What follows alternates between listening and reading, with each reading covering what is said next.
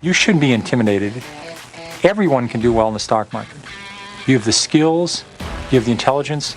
It doesn't require any education. All you have to have is patience, do a little research. You've got it. Don't worry about it. Don't panic.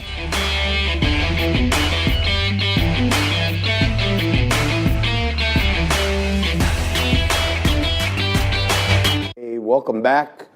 It's last call for this Money Monday edition of Liquid Lunch. Last call for alcohol. Last call for you to get to see the smiling face of Bill Cortez joining me again here in Frankie's spot.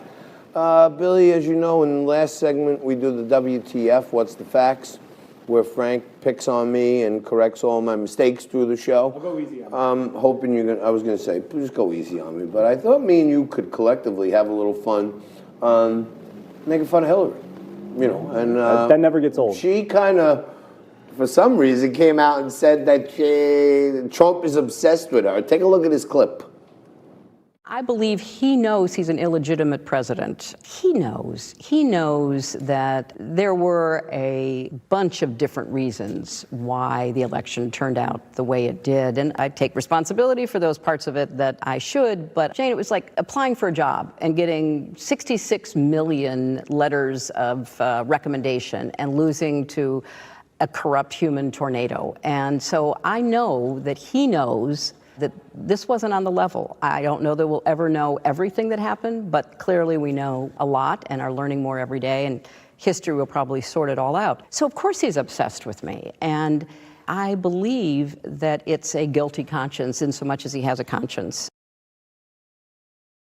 Talk about Trump derangement syndrome.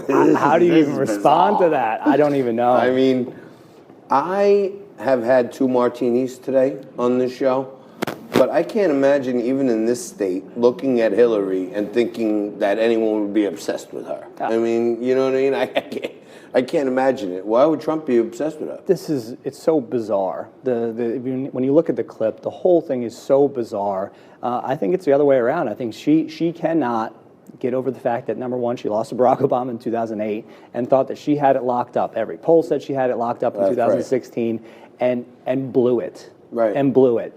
And you know what? It wasn't Donald Trump who told Hillary not to go to Wisconsin. Yeah. Right? It wasn't Donald Trump who said, completely ignore the Midwest. Don't worry about Michigan. Right. Don't worry about Michigan. You got Philadelphia. You got Penn on lockdown. It was Hillary and her team that said, oh, we're going to put all these other states into play. We're going to put Arizona into play. Don't even bother. But the whole thing is just bizarre. And to talk about corruption, I mean, the Clintons industrialized corruption through the Clinton Foundation. Without question. I mean, I would love to see the donations, the contributions that are coming into the Clinton Foundation now that Hillary's out of the running. I would say they're significantly My diminished. guess is there's probably a drop. Right, but they were in full force from when Bill Clinton was in office to when she was at the State Department to when she was running for president.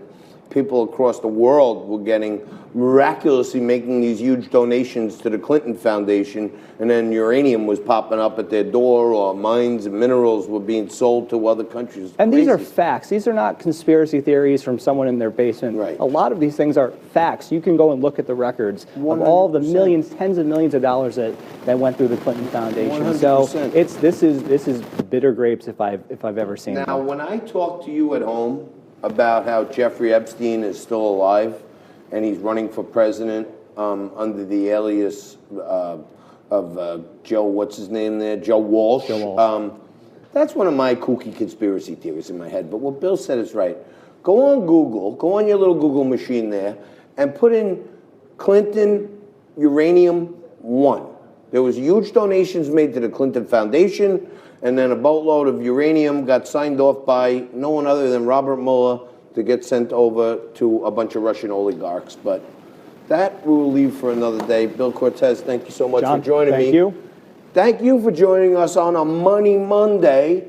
And tomorrow's going to be a terrific Tuesday. Even though Frankie's not here, we're going to have a whopper of a show. And my good friend and former Staten Island congressman in that Max Rose district, Vito Fossella, will join me as guest host. Same bat time, same bat channel tomorrow.